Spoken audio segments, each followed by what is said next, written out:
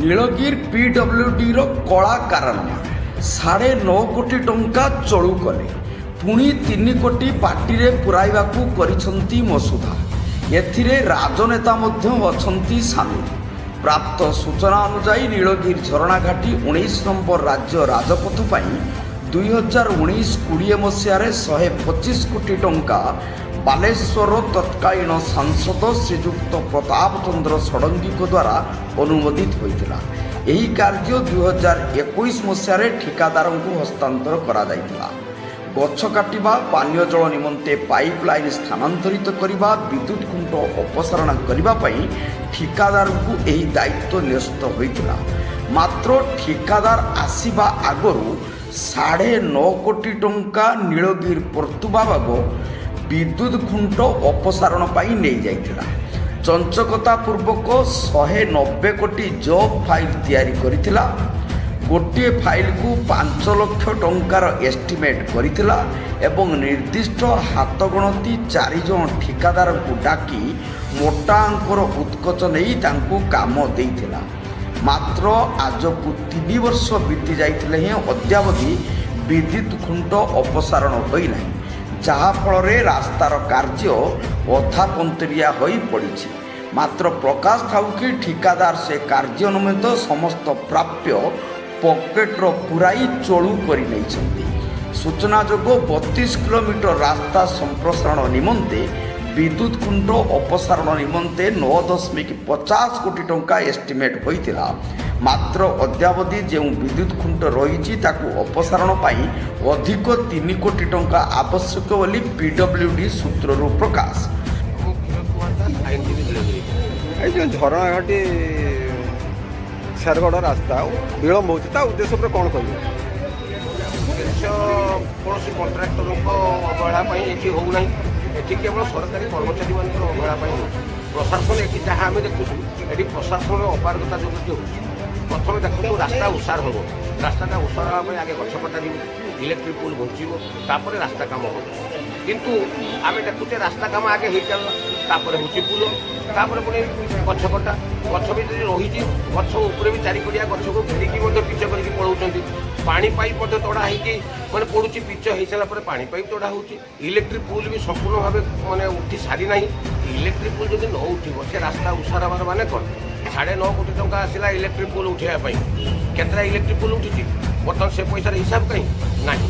ତାପରେ ବର୍ତ୍ତମାନ 3 କୋଟି ଟଙ୍କା ଆସିଲା। ସେ 3 କୋଟି ଟଙ୍କାର 3 ଟଙ୍କାରେ ମଧ୍ୟ ଖର୍ଚ୍ଚ ହେଇନି, 3 କୋଟି ଟଙ୍କା ବାଟମାରଣା ହେଇଗଲା।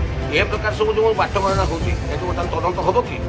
ଯଦି ଆଗାମୀ ଦିନରେ ସବୁ ତଦନ୍ତ ହେବ, ତାହେଲେ ଆମେ ଜଣାଯିବ ଇଲେକ୍ଟ୍ରିକ୍ ପୋଲ୍ କାହିଁକି ଉଠି ପାରିଲେନି, ତା ପଇସା କୁଆଡ଼େ ଗଲା, ରାସ୍ତା କାମ କାହିଁକି ଧିମେଇକି ଯାଉଛି, କାହିଁକି ରାସ୍ତାରେ ଯେଉଁ ଦୁଇ ପାଖ ଯେଉଁ ଉତ୍ସାହ ହେବ, କାହିଁକି ସେଟା ବଢ଼ାଇବା ପାଇଁ ବା ଯେଉଁଠି ଏନକ୍ରୋଚମେଣ୍ଟ ରହୁଛି ତାକୁ ଘୁଞ୍ଚେଇବି, କେଉଁଠି ଏକ୍ୱିଜିସନ୍ ହେବ, ଜମି ନିଆଯିବ, ତା କଥା ବି ବୁଝାଯିବ। କିଛି ନାହିଁ। ସେ ରାସ୍ତା କାମ ହେଇଯାଉଛି, ପୁଲ ତଡ଼ା ହେଇନାହିଁ।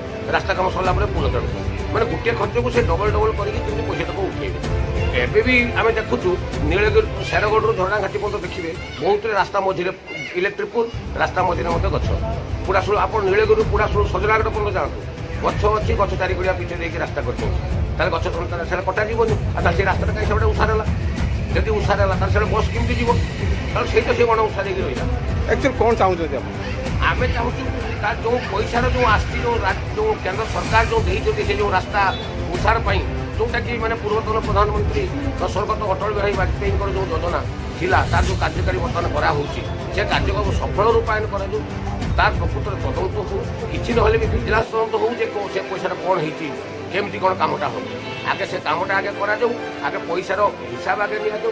କିଏ କଣ୍ଟ୍ରାକ୍ଟର କାମ କରୁଥିଲେ, କିଏ ରାସ୍ତାରେ କାହିଁକି ଅବହେଳା ହେଇଛି, ଗଛ କାହିଁକି ଉଠା ହେଇନି, ଇଲେକ୍ଟ୍ରିକ୍ ପୋଲ୍ କାହିଁକି ଉଠା ହେଇନି। ଆ ଭିତରେ ମଧ୍ୟ ରାଜନେତାଙ୍କର ବହୁତ ସମ୍ପୃକ୍ତି ରହୁଛି। ଯେଉଁମାନେ କି ଏଇଟା କରିବା ପାଇଁ ବାଧକ ସାଜୁଛନ୍ତି ବା ଯେଉଁମାନେ ରହୁଛନ୍ତି ରାସ୍ତା କଡ଼ରେ, ଯେଉଁ ରାସ୍ତାର ଦୁଇ ପାର୍ଶ୍ୱରେ ଲୋକ, ସେମାନେ ବାଧକ ସାଜୁଛନ୍ତି ନା ରାଜନୈତିକ ପ୍ରଶାସନ, ଯେଉଁ ରାଜନୈତିକ ନେତାମାନେ ରହୁଛନ୍ତି ସେମାନେ ବାଧକ ସାଜୁଛନ୍ତି ନା ପ୍ରଶାସନିକ ଅଧିକାରୀମାନେ ରହୁଛନ୍ତି? ଆଗେ ସେଟାର ତଦନ୍ତ ହେଉ, ତାପରେ ଯାଇକି ସେ ରାସ୍ତା କାମ ଆଗେ ହେଉ। ଧନ୍ୟବାଦ। ଆପଣ ପରିଚୟଟା ଟିକେ ଦେବେ? विजय कुमार पात्र, CPIM बालेश्वर जिला संपादक मंडल। ଶେରଗଡ଼ ଝରଣାଘାଟି ରାସ୍ତାର ଯେଉଁ କାମ ବିଳମ୍ବ ହେଉଛି ତା କ'ଣ ପାଇଁ ତା ଉଦ୍ଦେଶ୍ୟ ଉପରେ କହିଲେ କି? ଶେରଗଡ଼ ଝରଣାଘାଟି ରାସ୍ତାର ବିଳମ୍ବତା ପାଇଁ ଏଠିକା ନୀଳଗିରି ପ୍ରଶାସନ ଦାୟୀ।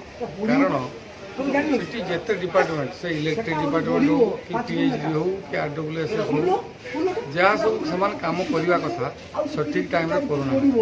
ଦେଖନ୍ତୁ ଏଠି ଯେଉଁ ଆମର NSC ଗେଟ୍ ଯେଉଁଟାକି ନେରୋ ହେଇକି ରହିଛି ଏଣ୍ଟ୍ରାନ୍ସ ଗେଟ୍ଟା ଭାଙ୍ଗିବା ପାଇଁ NSC ଅଲରେଡ଼ି ଅର୍ଡ଼ର କରିଦେଇଛି, କିନ୍ତୁ PWD ତାକୁ ଏପର୍ଯ୍ୟନ୍ତ ଭାଙ୍ଗୁନାହିଁ, ଯାହାଫଳରେ ସେଠି ସେମାନେ କରିପାରୁନାହାନ୍ତି।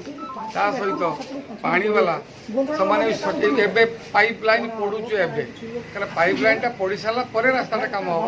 ବାରମ୍ବାର ପଇସା ବହୁତ ଆସୁଛୁ କିନ୍ତୁ କାମ ଠିକ୍ ଟାଇମ୍ରେ ହେଉନାହିଁ। ଇଲେକ୍ଟ୍ରିକ୍ ବି ଦେଖନ୍ତୁ ଏପର୍ଯ୍ୟନ୍ତ ପୁଲ୍ ଉଠା ସରିନି, କେମିତି ବେଳେ କାମ ହେବ।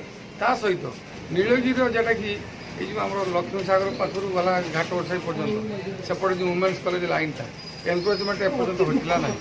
ତେଣୁ ଏଇଗୁଡ଼ା ଯେପର୍ଯ୍ୟନ୍ତ ନ ସରିଛି ଏ ରାସ୍ତା କାମ ହେଇପାରିବ ନାହିଁ। ଇଲେକ୍ଟ୍ରି ଉପରେ ତ ପଇସା ଯେଉଁ ଦିଆହେଇଛି ସେ ଇଲେକ୍ଟ୍ରି ଆପଣ ଉଠୁନି, ଫେରେ ପୁଣି ହେଉଛି ପଇସା ଡିପୋଜିଟ୍ ପାଇଁ ଚାହିଁଲେ କ'ଣ ତାପରେ କ'ଣ ଆପଣ ମତାମତ? ଏଠି ପଇସା ଆସିକି କାମ ହେଉନାହିଁ, ପରେ ଫେରେ ପଇସା ଆସୁଛି। ଆ ଭିତରେ ଦୁର୍ନୀତିର ଗନ୍ଧ ବି ବାରି ହେଉଛି, କାରଣ କାମ ସରିନି ଫେରେ ପଇସା ଆସୁଛି କେମିତି। ତେଣୁ ଏଇଟା ଗୋଟେ ମାନେ ଜୁଡ଼ିସିଆରୀ ଇନକ୍ୱାରି ହେବା ଦରକାର, କାହିଁକିନା ପଇସା ଥାଇକି କାମ ହେଉନି ଫେରେ ପଇସା କେମିତି ଆସୁଛି।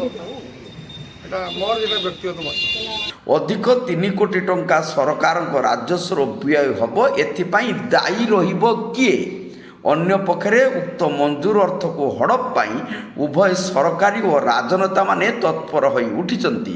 ରାଜନେତାମାନେ ଅଗ୍ରିମ ଟଙ୍କା ନେଇ ଠିକାଦାର ନିଯୁକ୍ତି କରିଥିବା ବିଶେଷ ସୂତ୍ରରୁ ଜଣାପଡ଼ିଛି, ଯାହା ଦାଣ୍ଡରେ ପଡ଼ି ହାଟରେ ଗଡ଼ିଲାଣି। ଏହି 3 କୋଟି ଟଙ୍କାରୁ 90 ଲକ୍ଷ ଟଙ୍କା ବିଭିନ୍ନ ଦପ୍ତରକୁ ହାତପାଣ୍ଠି ଖର୍ଚ୍ଚ ବ୍ୟବସ୍ଥା ହୋଇଥିବା ଜଣାପଡ଼ିଛି। ଅନ୍ୟ ଦିଗରେ ଆଗରୁ କରିଥିବା କାର୍ଯ୍ୟ ନିମ୍ନମାନର ତାର ଓ ଖୁଣ୍ଟି ବ୍ୟବହୃତ ହୋଇଥିବା ଜଣାପଡ଼ିଛି। ତାହାକୁ ଭିଜିଲାନ୍ସ ଦ୍ୱାରା ତଦନ୍ତ କରାଯାଉ ବୋଲି ସର୍ବସାଧାରଣରେ ଦାବି ହେଉଛି। ଜନତାଙ୍କ ବୃହତ ସ୍ୱାର୍ଥକୁ ଦୃଷ୍ଟିରେ ରଖି ଜିଲ୍ଲାପାଳ ଦୃଷ୍ଟି ଦେଲେ ରାସ୍ତାର ପ୍ରଶସ୍ତୀକରଣ କାର୍ଯ୍ୟ ସୁଚାରୁ ରୂପେ ହୋଇପାରିବ ବୋଲି ସାଧାରଣରେ ମତ ପ୍ରକାଶ ପାଇଛି। ନୀଳଗିରିରୁ ମନୋଜ ମହାନ୍ତିଙ୍କ ରିପୋର୍ଟ, ଜନତା ଏକ୍ସପ୍ରେସ।